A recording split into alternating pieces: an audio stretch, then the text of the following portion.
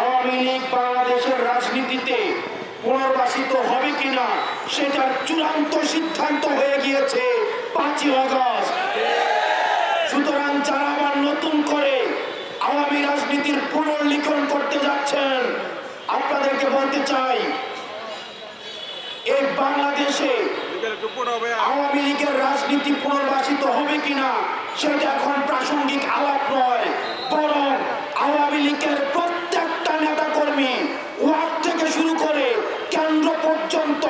প্রত্যেকটা নেতা কর্মীকে তাদেরকে বিচারের আওতায় নিয়ে আসতে হবে। তাদের বিচার নিশ্চিত না হওয়া পর্যন্ত আবার যারা তাদেরকে পুনর্বাসনের কথা বলবে, তাদের উপস্থিতি ছাড়া যারা বলতে চাইবে যে নির্বাচন পার্টিসিপেটরি হবে না, আমরা ধরে নিব গত 16 বছর ধরে আওয়ামী লীগ যে জাহিলিয়াতের রাজনীতি বাংলাদেশে কায়েম করেছিল সেখানে তাদের ইন্ধন ছিল।